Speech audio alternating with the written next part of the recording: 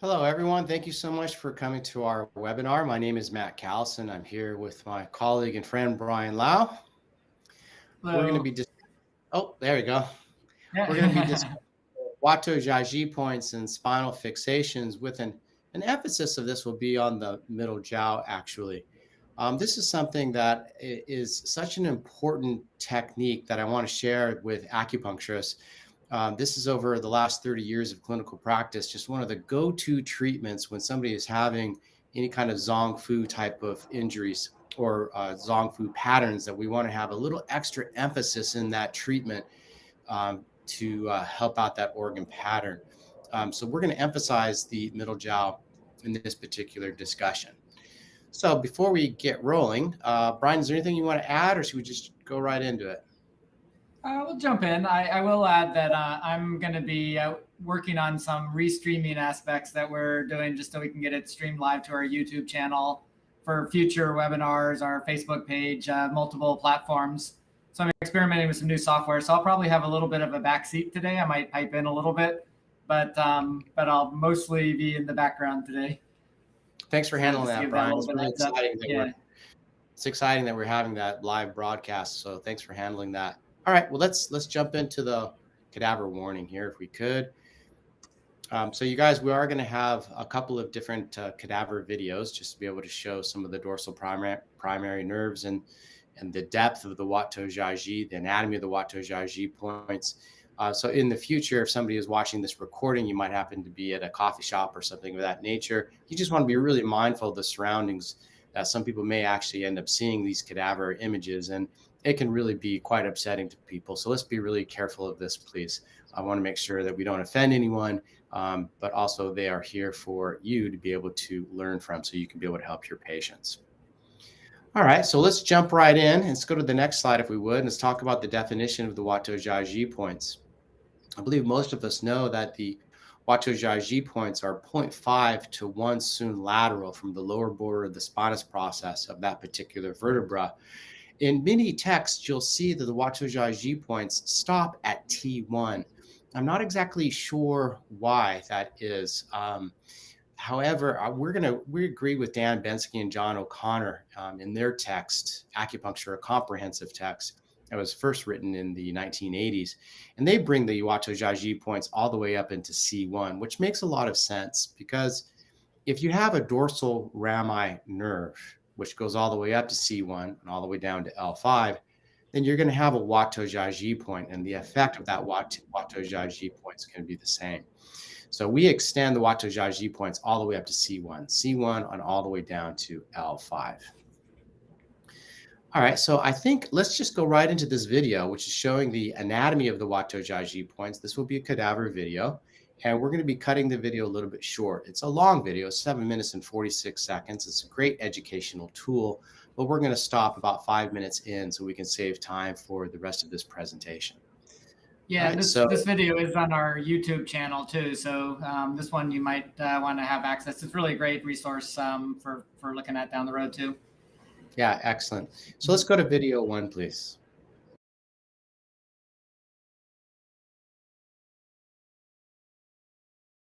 Before getting to the cadaver video, let's take a moment to review the relevant anatomy.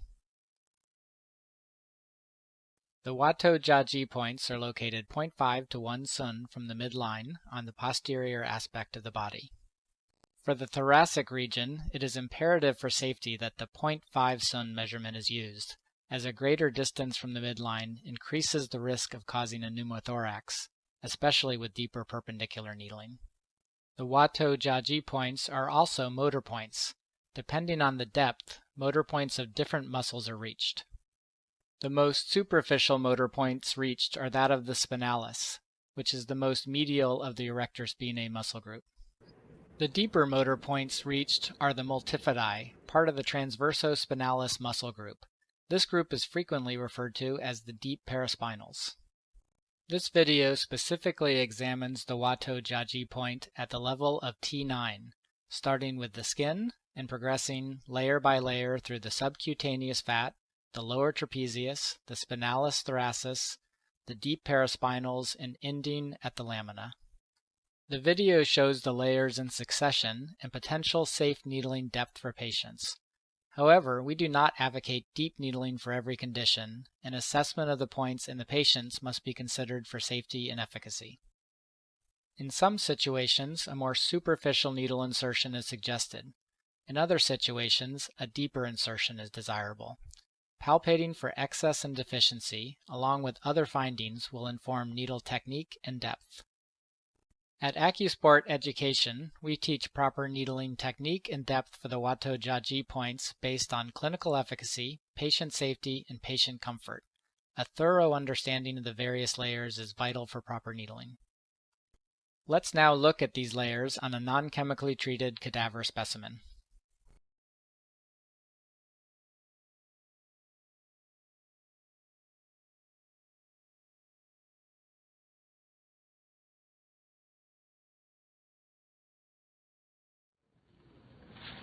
All right, so with a deeper needling of Wato Jiaji point at T9, let's look at the layers that will be penetrating. Okay, so we've already gone over subcutaneous, there's the skin, subcutaneous fat. Then we have the posterior aspect here at T9. This would be the lower trapezius. This tissue here would be the latissimus dorsi, so we pull that back, retract it back.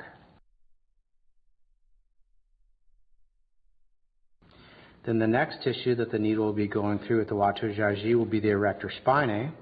So if we take the erector spinae, we retract that back, we go through the erector spinae, the needle would then, with deeper penetration, go into the deep paraspinal muscles, which lie directly on top of the lamina. So the deep needle of Wato Jiaji point, if it did go to the bone, it would go to the lamina. So let's take these deep paraspinal muscles off so we can show the bone.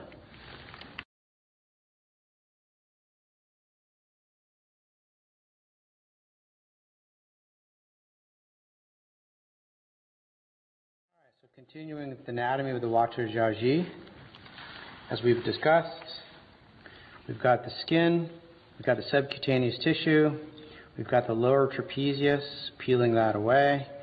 The latissimus dorsi, we peel that away. The needle of the Wato Jiaji point at T9 is not going to affect the latissimus dorsi. We're just moving it out of the way so we can see. Now the deeper layer, we've got the erector spinae. So the needle will be going through the erector spinae as well. We retract that back. Okay, so then now, as we can see, here's the deep paraspinal muscle that covers the lamina, the deep paraspinals. Now if we retract this back, retract that back, now this gray tissue that you can see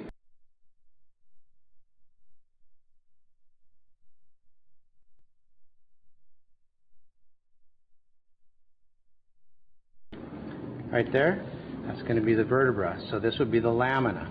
So the acupuncture needle would be hitting the lamina with a deep insertion. So 0.5 spoon.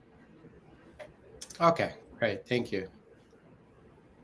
All right, so that gives you a nice in-depth look of what's happening with the Wato Jiaji points and the safety of the Wato Jiaji point when you are 0.5 cent away from the lower border of that spinous process. It is protected by that lamina. Now, what we didn't see in that video are going to be the very thin, it's about as thin as a hair, the dorsal rami. Now, this dorsal rami nerve is a collateral branch that extends posteriorly from the spinal nerve root. The medial aspect of that dorsal rami innervates the tissue of the deep paraspinal muscles and travels all the way up and innervates the skin, all of the Wato Jiaji point region. Now, there's a lateral branch of this dorsal rami that then innervates the erector spinae at the outer bladder line. So your back shoe points are motor points of that particular level. And then we have a further lateral branch of that same nerve. It's a collateral branch going to the outer bladder line. So this dorsal primary rami is innervating the tissues of the Wato Jiaji, which would be motor points of the deep paraspinal muscles, the inner bladder line, the back shoe points, and then also the outer bladder line. Let's take a look at another cadaver dissection that we've done so that you can appreciate the innervation of the dorsal primary rami at UB 18, 19, and 20. And special note, look at where the innervation site is going to actually be underneath that longissimus muscle. Brian, did you want to say something? Yeah, before the video, maybe just a quick summary. So the next one we have what the setup for this cadaver video was is we took a lot of time. This is a kind of meticulous process to kind of open up the layer between the erector spinae and the deep paraspinal muscles so that you can start to reflect back the erector spinae. So before all that process, the fascia covers everything. It all looks kind of like one layer. So you have to sort of systematically go and tease it away and make it a model basically that you can learn from instead of it being all intertwined. You know, the fact that the fascia holds everything together and encompasses everything is informative, and it gives you information to see how everything's interconnected, but it's a little hard to see the different layers. So that's the setup for the video is we did take that time to sort of tease away those individual layers. So you'll see that when you see the video. Just a little context for those who haven't done dissection. Mm-hmm. Good. You ready, Matt, for that? Yep. Sure, let's do it. Video 2, please.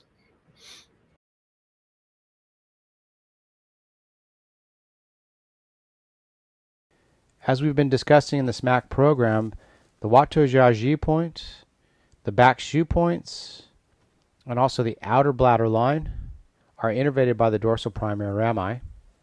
The medial branch of the dorsal primary rami, which is a stem that comes right off of the spinal nerve root, innervates the tissues of the Watteau-Jagy point.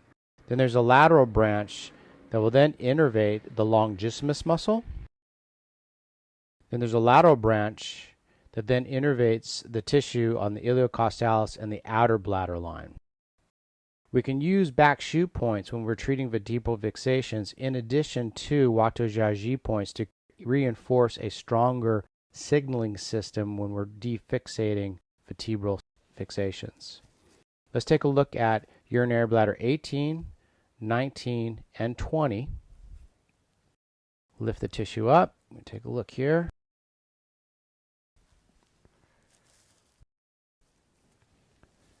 Here we go. Let's take a look here. We can see a lateral branch right here. Going right into the longissimus, innervating at urinary bladder 18. Coming right down here. Here's another branch, lateral branch. Now coming from T10, going right into the longissimus, innervating urinary bladder 19, the longissimus. Back down here, now we've got T11. T11 coming up, innervating right into the longissimus, urinary bladder 20.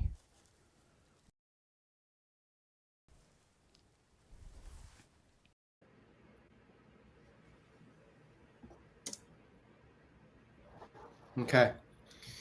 So I hope you can really be able to appreciate the depth of actually when you're needling the back shoe points.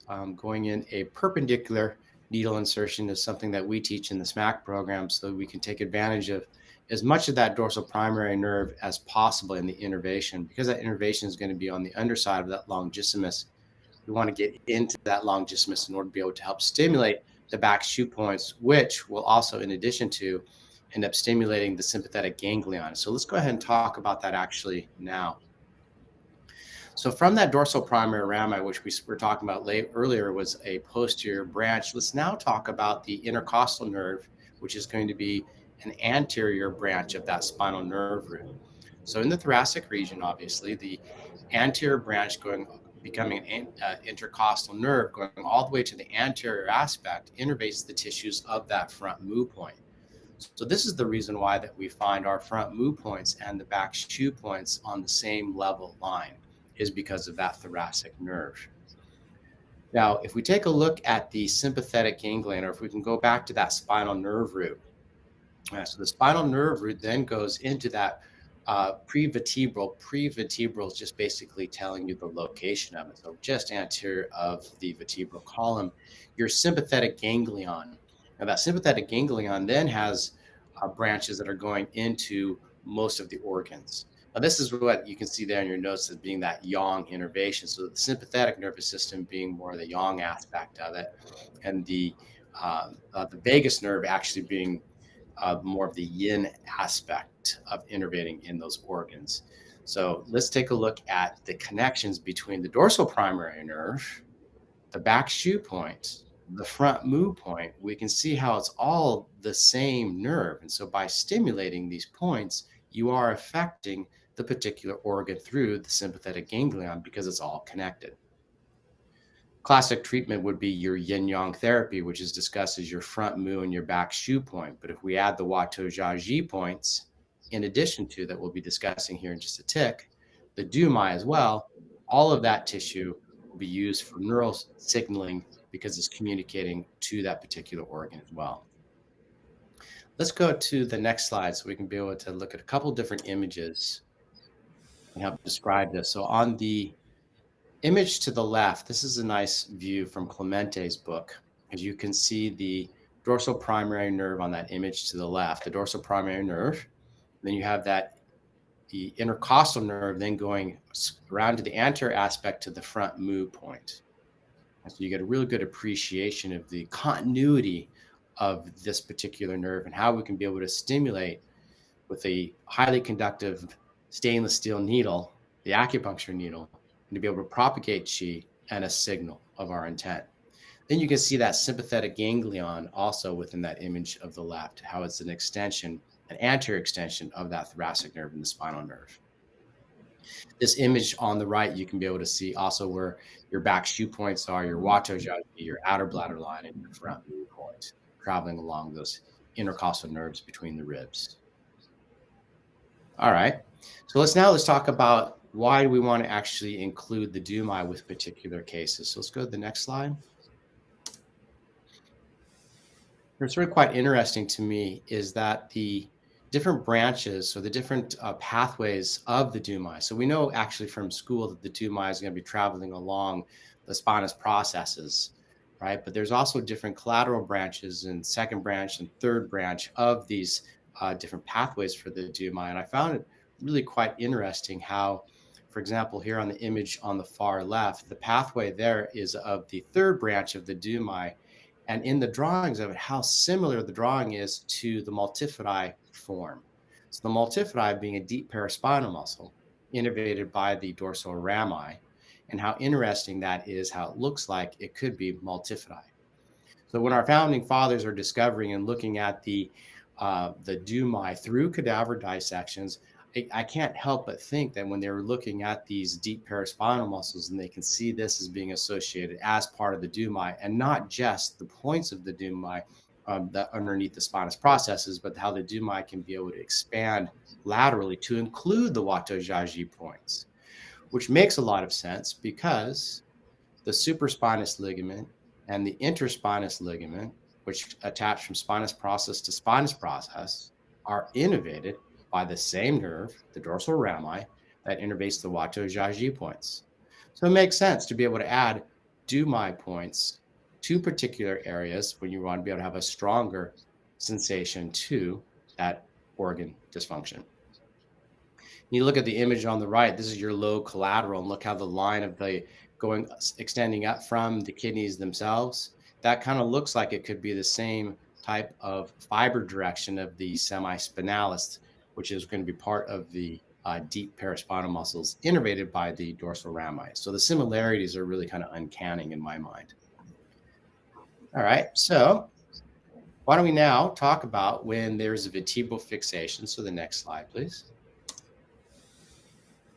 The vertebral fixations are commonly found at the same innervating segment of a chronic Zhong-Fu organ pattern. For example, if somebody is having, let's say, digestive disturbances like GERD or chronic, any kind of hyperacidity, anything like that that's affecting that middle jiao, it's really quite interesting to find a vertebral fixation in the same level that innervates those particular organs, level with the back shu point. So what is a vertebral fixation? So just to be able to put it really quite simply, it's going to be where one vertebra will go ahead and tighten on the vertebra above or below. It's a fixation of the facet joints. Normally, vertebrae will go ahead and move interdependently. They have motion. When they get stuck or fixated, they become actually as one unit. So in that particular case, that can cause wear and tear within the deep paraspinal muscles innervated by the dorsal primary rami, and also lead to decreased signaling going into the organ systems themselves, especially with chronic vertebral fixations. So a vertebral fixation, it's a stuck area. It can decrease the amount of qi going to the Wato-Jiaji points, to the back shu point, to the front mu point, in addition to the organ itself. We want to be able to make sure that we can try to get rid of this fixation and open up the movement of the qi through the dumai. What you'll find with the vertebral fixation with palpation is that one side will end up being excess and the opposite side will end up being deficient. You'll know this through your palpation. By palpating the side of the short and deep paraspinal muscles that's pulling that vertebra into that locked position, it will feel excess. It will be tight. It'll be really quite tender. It'll have some rigidity to it. And then on the opposite side, when you're palpating the Wato-Jiaji point, it becomes more pliable. It's more open. It's more deficient. So in my mind, this actually is going to be predicating a different needle technique. But I've been doing this for close to 25 years, so I've had a really good idea and practice of how to be able to needle these particular vertebral fixations through trial and error and by making patients really quite sore. So what I did learn is that when you're on the deficient side is to needle quite a bit shallower, more of a reinforcing needle technique. And we'll talk about that here in just a little bit. Let's go to the next slide and figure out how to be able to actually derotate or defixate these particular vertebrae. Hey, Matt, quick question. Can you touch on the role, if any, of needling into or stimulating the fascia in these needling techniques? That's a question on YouTube. Sure. Which level of the fascia? That's kind of my first. It's like once you get past the skin, you've got your superficial fascia, and then you've got your deep fascia, and then you've got the fascia that's separating each one of these muscle layers. And because the fascia intertwines into the different muscles themselves, I guess I need a little bit more understanding of the question. Can you answer that, Brian? I'm not. Well, yeah, I would maybe need a little follow-up question on it, but I think just to simplify it, basically the fascia is going to have the same innervation aspect. So if the needle's even touching the superficial fascia, it's going to have an effect on that. If you're at the Wato level, on the medial branch of the dorsal rami, if you're at the back shu point, on the lateral branch, on the outer back shu. So it's even just in the superficial fascia, it's going to have an effect on that innervation. Now, the musculature is going to start to become taut and ropey and irritated, and that's going to start to become part of the pattern. Maybe it starts with the Zongfu. Maybe the Zongfu are irritated via digestive disturbance or whatever example we're looking at, and then those musculature starts getting ropey and knotty. So I think there's added value in going deeper than the superficial fascia and going into the level of the myofascia, which is still fascia, but also the muscle tissue, and affecting the deep holding patterns in those structures. And of course, if we're needling the dumai, we're needling ligaments, which are fascia. So it's all part of that innervation aspect. Mm-hmm. I think something to note on that fascia is that with research that has come out over this last decade is that they're finding that the fascia itself is a lot more proprioceptively innervated than muscles themselves. And so that's part of what the needle technique, how important that is of lifting and thrusting and rotating and getting the myofascial tissues to wrap around the needle, because that really starts to signal quite a bit. So hopefully that answered your question. Mm-hmm. All right. All right, so just a very, very simple way of assessing and also mobilizing the thoracic vertebrae is when one thumb is going to end up being on the vertebra above and below, you just mobilize in a frontal plane and just see if there's play to the vertebra. Does it move or does it stuck? For example, like you're just pressing your thumbs into a brick wall. When it doesn't move and it's stuck, that's going to end up being fixated.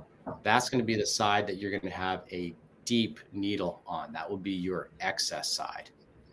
Right, so then on the opposite side, we want to make sure that we're needling more superficial, more of a reinforcing needle technique. And I think we have a video that actually shows this mobilization right now on T8 and T9. Brian, do you want to say anything before we show the video? Yeah, sure. You'll notice that the video is in portrait mode. This video will be up on our Instagram page if you want to check it out later. We'll put it up on YouTube too. It's nice to have reference for it, but it'll be on our Instagram page for Sports Medicine Acupuncture. So you can check that out if you want to watch it later. Of course, it'll be in the recording of this webinar too. All right, so let's have that video through, please. This video is assessing for a T8, T9 vertebral fixation. I locate the spinous process of T8, palpating the superior and inferior borders so that my thumb placement is in the middle of the spinous process. Once the location is obtained, I apply the same method to the T9 vertebra. Motion palpation is then applied to the spinous process of these vertebrae in the frontal plane. The same method is applied to the vertebrae in the opposite direction, examining for freedom of motion. A locked sensation or lack of motion indicates a vertebral fixation.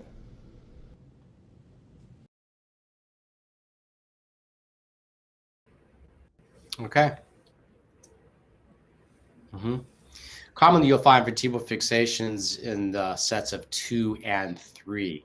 So it's a good idea to needle and also mobilize. And this is what I was discussing earlier, how it's amazing how well this actually helps your Zong Fu treatments. All right, so it is very important in my mind, just from creating a lot of soreness with patients with needling deep on both sides, and how obvious it is that one side is going to end up being deficient. So a lighter needle technique for sure on the deficient side, only a 1/2 inch to 3/4 of an inch. It can even be shallower than that if you'd like. And then on the excess side, we do want to get it down to the deep paraspinal muscles, absolutely, because that's going to be the muscle that's really locking on and holding that vertebrae into a locked position.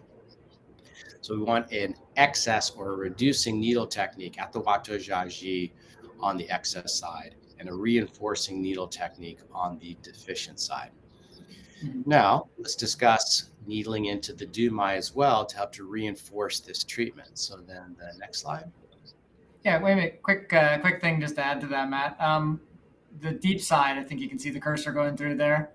Maybe you get Qi not so deep, and you can always then put the other needles in, and that's going to start to soften that area, and then come back maybe just before you leave the room and let the needle sit, maybe after you put the last needle in, and then go a little deeper because the tissue will relax. So it doesn't have to just barrel in right from the start all the way to the deep tissue.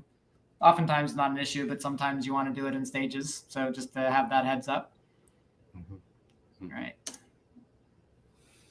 All right, so what you're seeing is from that same cadaver dissection that Brian did with the videos earlier, this is a lateral view. The erector spinae has been taken off, and this is the deepest view. I'm not sure if you can see that copper-handled acupuncture needle that's going to be just underneath the spinous process. So the needle is going to be inserted into the supraspinous ligament. So we have past the skin, past the subcutaneous tissue, which have been removed from this particular specimen. And then you have the supraspinous ligament, which is attaching the tops of each one of the spinous processes. Then deep to that is your interspinous ligament. That's a large, broad ligament. So my finger there, the pinky, is actually showing the depth of that interspinous ligament. In my mind, this is where you're actually starting to really propagate Dumai Qi, is in this interspinous ligament. So once you start using needle technique at this depth, the patient will often feel the sensation either travel up or down the spine. So therefore, in my mind, this is really the depth of the Dumai in order to be able to get that Dumai Qi moving. Now, importantly, like I said earlier, is that these ligaments are highly proprioceptive, and they're innervated also by that dorsal primary nerve. So it's just another point to be able to increase the signal for your Zong organ patterns, Zong Fu organ patterns. All right. So then what we've talked about really is just needling the Wato Jiaji point, the back shu point, the front mu point, also the Dumai, using a vertebral fixation mobilization. This is really a quick and easy way of getting pretty profound results. There's a lot more to this. Obviously, it's we have 6 days discussing actually how to be able to do all of this coming up, module 1 in the Sports Medicine Acupuncture Certification Program. That's going to be starting in July in San Diego. All right, so this is going to be discussed really quite thoroughly on a number of different aspects of it, in addition to what can help your patient. Let's go to the next slide. Is examining their posture and seeing where the vertebral fixations usually occur. And it's really quite curious with a lot of patients with organ disharmonies that they'll have spinal bends. The spinal bend you can see on this image on the left. This particular patient was coming in with middle jaw disharmony, lots of different signs and symptoms of acid regurgitation and such. And you can see how the elevated ilium, and then you've got a spinal bend of that lumbar spine going into the lower to mid thoracic region.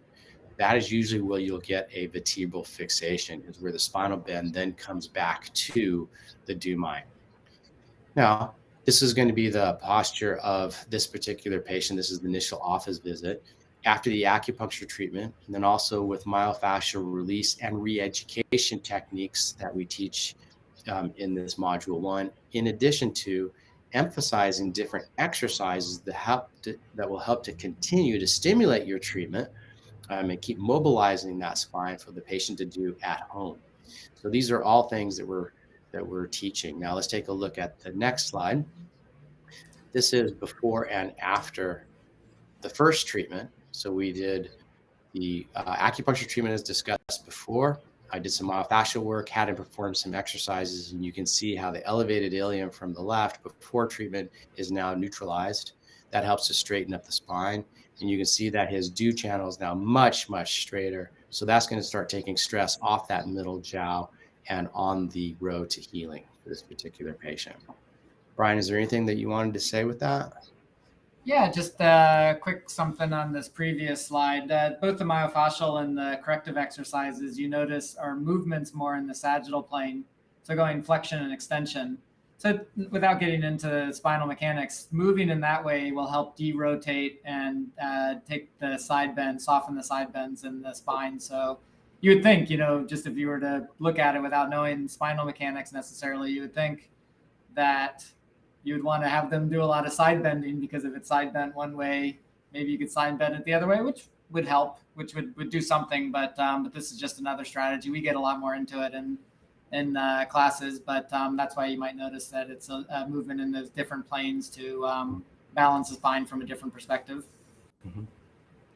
Okay. All right.